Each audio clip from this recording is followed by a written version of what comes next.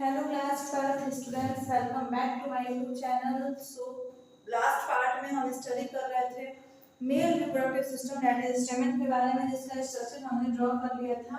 ठीक है, स्टेमन में क्या होता है? सबसे पहले यहाँ प्रेजेंट रहता है anther and then sticky part क्या होता है? फिलामेंट होता है। ओके, तो फिलामेंट किस चीज के लिए हेल्पफुल होता है हमें ये समझना था, और इसी को हम अभी स्टडी कर रहे थे। लेकिन किसी टेक्निकल इशू की वजह से, थोड़ा सा टेक्निकल इशू हो गया था, जिस वजह से हमारा वीडियो जो है बीच में ही कट हो गया था। तो हम अभी इसको स्टार्ट करते हैं यहाँ से।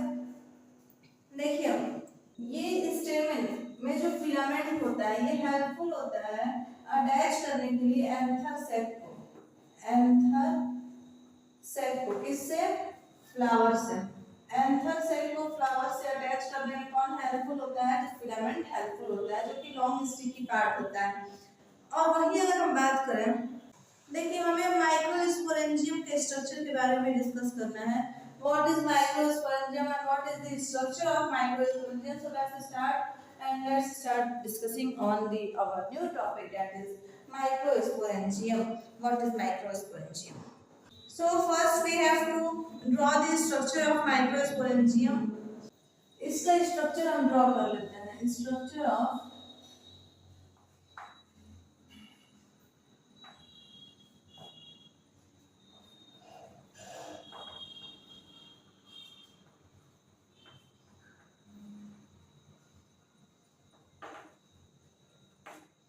माइक्रोस्पोरेंजियम, चलिए हम ड्रॉ कर लेते हैं, फिर इसके बारे में हम डिटेल स्टडी करेंगे।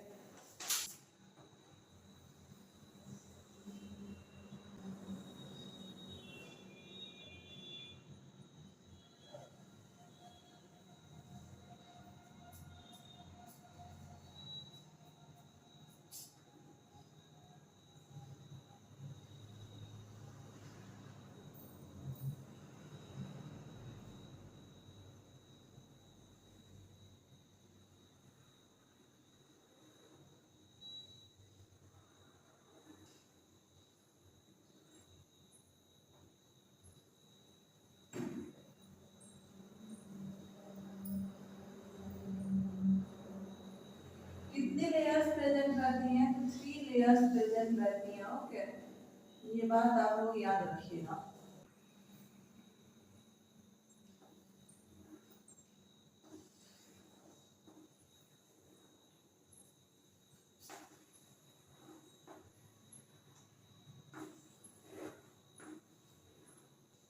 कुछ ऐसा स्ट्रक्चर होता है माइक्रोस्पोरेंजियम का। ओके, ये होती है collective. outer layer is epidermis, middle layer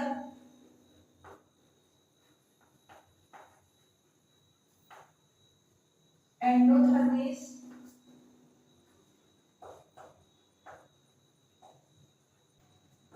this one is sporogenous tissue,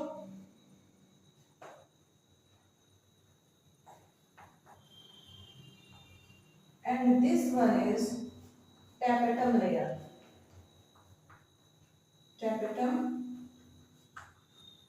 layer. Okay, so this is the structure of microsporangium. So what is microsporangium? हम डिस्कस कर लेते हैं इसे।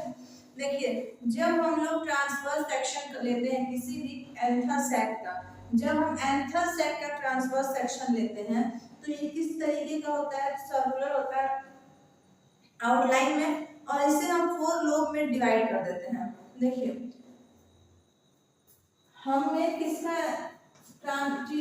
ट्रांसफर सेक्शन हम लेते हैं? एंथर सेट का। ठीक है, एंथर सेट का जब हम ट्रांसफर सेक्शन लेते हैं तो ये 4 लोब में डिवाइड होता है। 4 लोब में डिवाइडेड होते हैं। सर्कुलर स्ट्रक्चर होता है। देखिए 1 2 3 4 ये 4 लोब है जिसमें ये डिवाइडेड होता है। सर्कुलर स्ट्रक्चर होता है, और सभी लोग जो होते हैं ना, सभी लोग वो 4 लेयर से बाउंडेड होते हैं। 4 लेयर से बाउंडेड होते हैं। फर्स्ट, सेकंड, थर्ड, फोर्थ, इन सभी लेयर्स को हम समझ लेते हैं कौन सी ये लेयर्स होती हैं। आउटर लेयर जो होती है उसे हम कहते हैं एपिडर्मिस। उसके बाद आती है एपिथीसियम, फिर आती है मिडिल लेयर, और उसके बाद टैपेटम। टैपेटम को हम लोग न्यूट्रिटिव लेयर भी कहते हैं। कौन सी लेयर? न्यूट्रिटिव लेयर भी कहते हैं। जैसे कि आप लोग यहाँ पे देख पा रहे होंगे, एपिडर्मिस, मिडिल लेयर, एंडोथर्मिस और फिर देखिए एंडोथर्मिस को हम लोग एपिथीसियम भी कहते हैं, ठीक है। और उसके बाद क्या आती है? टैपेटम यानी कि न्यूट्रिटिव लेयर। ओके, तो टैपेटम लेयर को हम लोग न्यूट्रिटिव लेयर क्यों कह रहे हैं? आखिर ये किसको न्यूट्रिशन प्रोवाइड करती है? तो टैपेटम लेयर न्यूट्रिशन प्रोवाइड करती है डेवलपिंग पॉलन ग्रेन को, ठीक है। किसको न्यूट्रिशन प्रोवाइड करती है? तो न्यूट्रिशन प्रोवाइड करती है डेवलपिंग पॉलन ग्रेन को। जो पॉलन ग्रेन डेवलप यानी कि pollen grain male reproductive gamete जो डेवलप हो रहा है उसको ये क्या करती है? न्यूट्रिशन प्रोवाइड करती है। कौन? टैपेटम लेयर, ठीक है। इसीलिए हम इसको कहते हैं न्यूट्रिटिव लेयर भी। ओके, देखिए टैपेटम लेयर जो होती है वो बाई न्यूक्लिएटेड या फिर मल्टी न्यूक्लिएटेड स्ट्रक्चर होती है। कभी कभी क्या होता है कि पॉलन सेक की जो आउटलाइन होती है वो डिस्पर्जन कर जाती है, ठीक है, जिसको हम कहते हैं स्ट्रोमियम सेल। तो इसे हम इसको इरेज कर देते हैं और समझते हैं इस टॉपिक को अच्छे से डिटेल में। देखिए एक मैं नोट करने जा रही हूँ पॉइंट, इसे आप लोग ध्यान से समझिएगा। नोट करके आप लोग इसे नोट कर लीजिए, इंपॉर्टेंट पॉइंट है एग्जाम पॉइंट ऑफ व्यू से। होता क्या है ना कि टैपेटम लेयर जो होती है वो बाई न्यूक्लिएटेड भी होती है और मल्टी न्यूक्लिएटेड भी होती है, ठीक है। तो ये आपका फर्स्ट पॉइंट है। जो टैपेटम लेयर होती है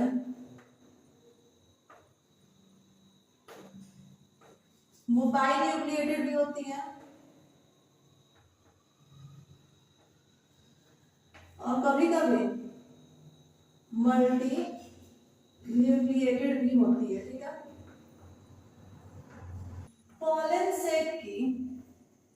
पॉलन सेक की कुछ आउटलाइन जो होती है ना वो क्या कर जाती है? डिस्पर्जन करती है। डिस्पर्जन कर जाती है कहाँ पे? इनर साइड में ही। और इस प्रोसेस को हम मतलब इसको हम कहते हैं स्ट्रोमियम सेल। जैसे ही वो डिस्पर्जन कर जाती है तो क्या हो जाता है? स्ट्रोमियम सेल डेवलप कर जाता है, ठीक है।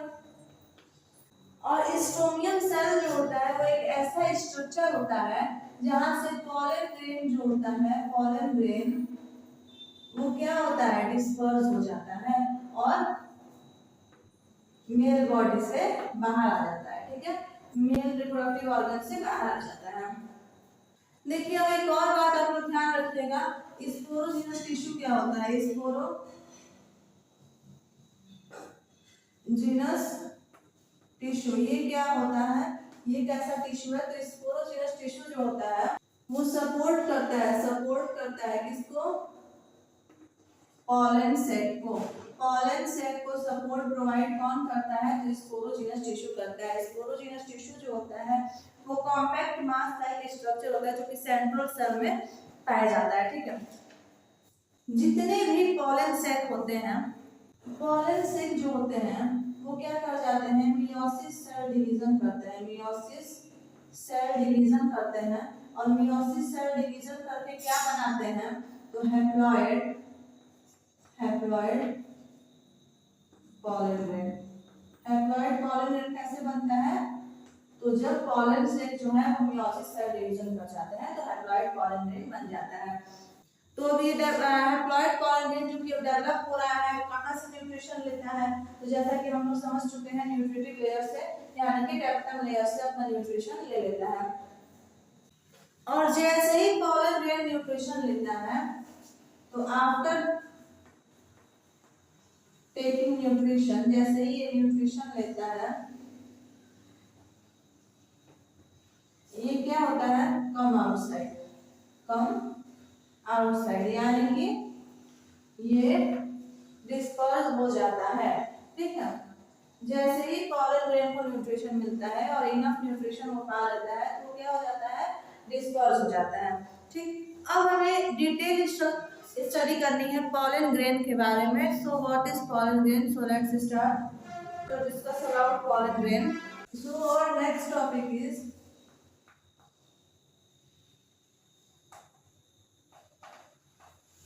Pollen grain. पॉलन ग्रेन जो होता है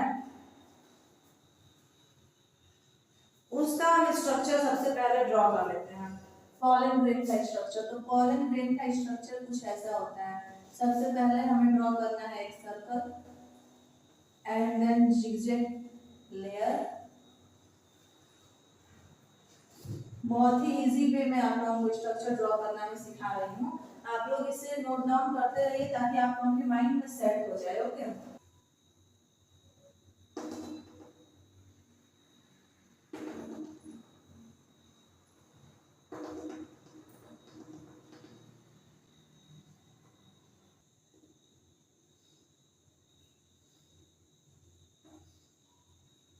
ये है स्ट्रक्चर किसका, पॉलन ग्रेन का, जिसमें यहाँ पे प्रेजेंट रहता है mitochondria.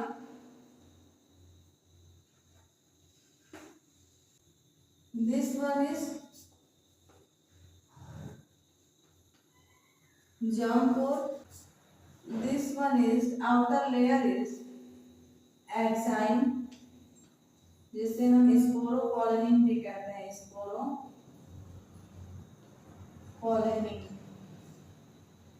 This layer is intine, जिसे हम पेक्टो सेलुलोज भी कहते हैं। This one is nucleus and here is the presence of chloroplast.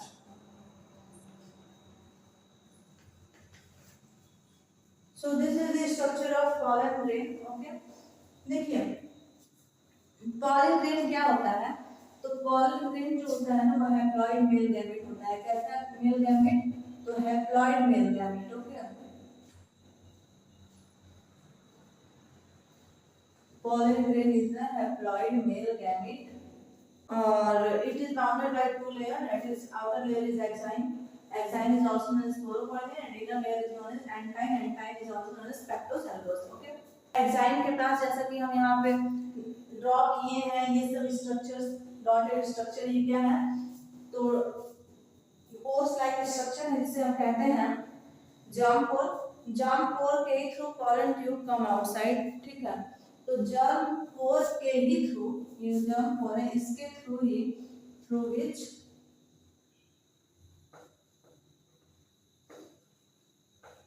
क्या होता है, pollen tube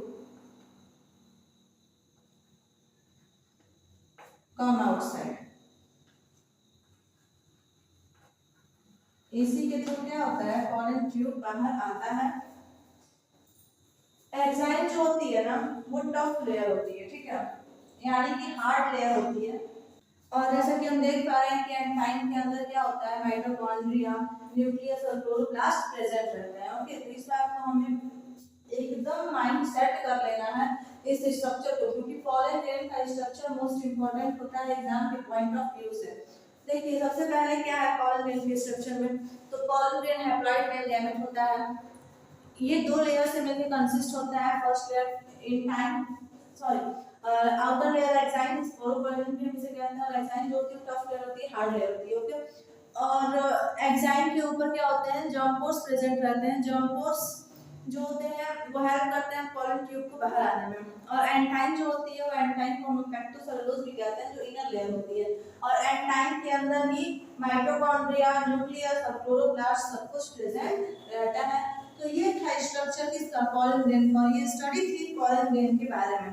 अब हमें समझना है development of pollen grain before pollination. Pollination से पहले डेवलपमेंट कैसे होता है पॉलन ग्रेन का, तो ये हम समझ लेते हैं। So our next topic is development of pollen grain before pollination.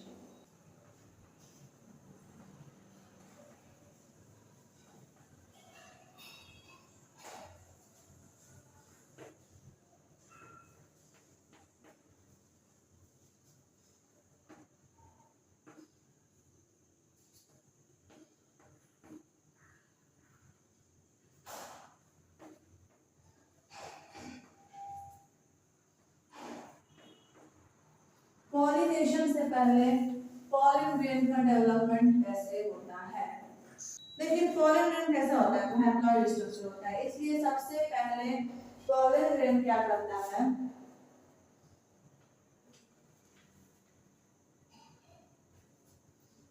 Asymmetrical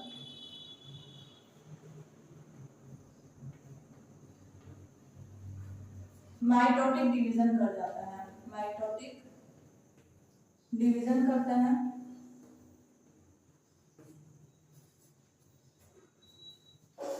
तो फॉर्मिंग टू सेल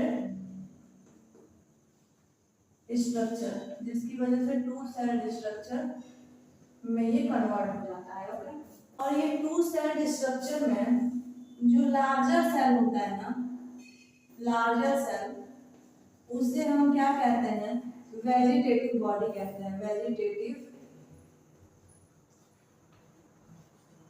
बॉडी कहते हैं। और यही जो लार्जर सेल यानी कि वेजिटेटिव बॉडी होती है, ये मॉडिफाई हो जाती है, मॉडिफाई हो जाती है और क्या बना देती है, पॉलन ट्यूब, पॉलन ट्यूब बनाती है। एंड और फिर क्या होता है कि लार्जर सेल था और जो स्मॉलर सेल होता है इसका, जिसे हम रिप्रोडक्टिव बॉडी भी कहते हैं, क्या कहते हैं,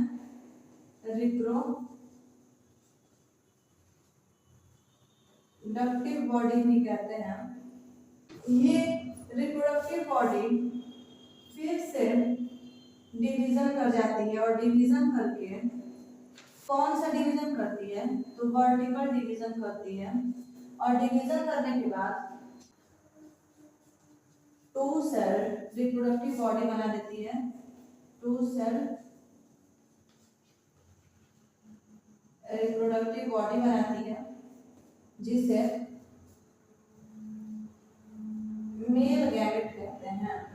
क्या कहते हैं, मेल गैमेट कहते हैं। ओके, इतना क्लियर है?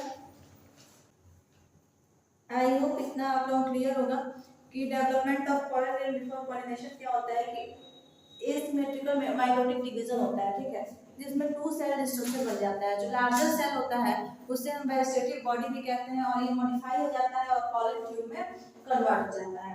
और वही जो स्मॉलर सेल होता है वो रिप्रोडक्टिव बॉडी कहलाता है, जो कि वर्टिकल डिवीजन कर जाता है। वर्टिकल डिवीजन करने के बाद two cell reproductive body convert करता है, जिसे हम मेल गैमेट भी कहते हैं, ठीक है। देखिए पॉलन ग्रेन ना, पॉलन ग्रेन के बारे में कुछ और भी इम्पोर्टेंट पॉइंट है जो कि हमें समझना और जानना जरूरी है। ह्यूमंस के अंदर पॉलन ग्रेन डिजीज कॉज करता है। क्या कॉज करता है, डिजीज कॉज करता है। देखिए सबको अलग अलग चीजों से एलर्जी होती है, किसी किसी को पॉलन ग्रेन से भी एलर्जी होती है। और उन्हें क्या होता है, कोई भी फूल जो होता है जब वो उसे स्मेल करते हैं तो उससे उनको एलर्जी फील होने लगती है, तो पॉलन ग्रेन से एलर्जी हो जाती है, ठीक है। पॉलन ग्रेन से एलर्जी होती है और क्या होता है, अस्थमा कॉज हो जाता है, asthma. Okay,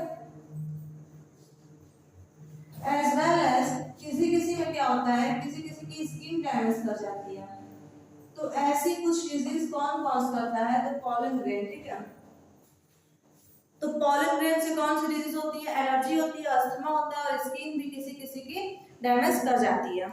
in fact pollen grain जो होता है वो रिच इन न्यूट्रिएंट होता है, रिच इन न्यूट्रिएंट होता है, इसलिए हम लोग इसे मेडिकल यूज में भी लाते हैं, मेडिकल यूज में लाते हैं। क्या बनाने के लिए, तो एग्जांपल में सिरप बनाने के लिए, कफ सिरप वगैरह बनाने के लिए भी हम लोग पॉलन ग्रेन का यूज करते हैं। अब आप कहेंगे कि अस्थमा जैसी बीमारी और skin damage allergy pollen grain cause करता है, तो हम इसे मेडिकल यूज में कैसे ला सकते हैं, तो हाँ हम इसे मेडिकल यूज में ला सकते हैं, क्योंकि जरूरी नहीं है कि सभी लोगों को इससे एलर्जी हो, हर इंसान को अलग अलग चीजों से एलर्जी होती है। तो वैसे ही पॉलन ग्रेन से जिसे एलर्जी ना हो वो क्या यूज कर सकता है, ये कफ सिरप, ऐसे सिरप यूज कर सकता है जिसमें कि पॉलन ग्रेन इन्वॉल्व है, ठीक है।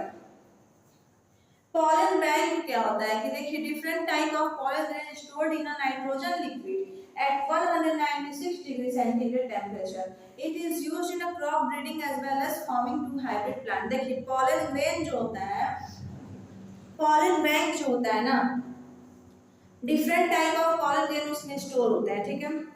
किस लिक्विड में? तो नाइट्रोजन के लिक्विड में। टेम्परेचर क्या होता है? 196 डिग्री सेंटीग्रेड टेम्परेचर पे। इसको हम यूज क्या करते हैं? पॉलन ग्रेन हम लोग यूज किस में लाते हैं? तो क्रॉप ब्रीडिंग में। क्रॉप ब्रीडिंग क्या होता है? यानी कि क्रॉप में रिप्रोडक्शन कराना और टू हाइब्रिड प्लांट कोई बनाने में हम लोग पॉलन ग्रेन का यूज करते हैं, ठीक है। अब हमें स्टार्ट करना है female reproductive organ. Male reproductive organ of plant is over and then we have to study about female reproductive organ. So अगर अब तक आप लोगों ने चैनल को सब्सक्राइब नहीं किया है, so please you have to subscribe this channel and most you have to like this video, because आप लोग एक सब्सक्राइब करिए और लोगों को शेयर करिए, इस चीज से हम लोग को मोटिवेशन मिलता है, ठीक है। तो आप इसे शेयर करिए, सब्सक्राइब करिए, जितने ही बच्चे 9 to 12 सबको चैनल शेयर करिए, सभी के लिए वीडियोस अवेलेबल है इसमें बायोलॉजी की। ओके, और कोई भी डाउट रहे तो आप कमेंट सेक्शन में मेंशन कर दीजिए, मैं आप लोगों का डाउट क्लियर करूंगी, ठीक है। तो चलिए हम स्टार्ट करते हैं female reproductive organ in plants. Female reproductive organ,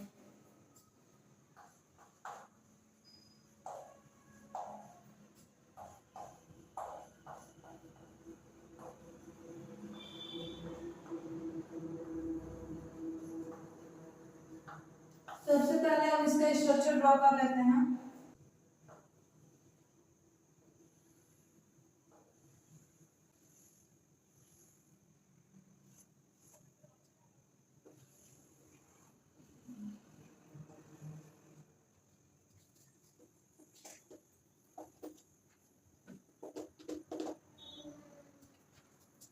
ये है structure of lateral section of ovule, that is female reproductive organ. Okay, इसे हम कहते हैं stigma. This one is style, ovary, ovule,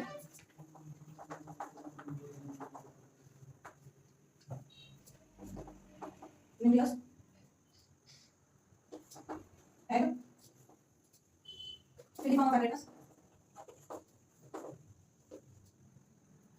symmetric cell, polar nuclei, embryo sac,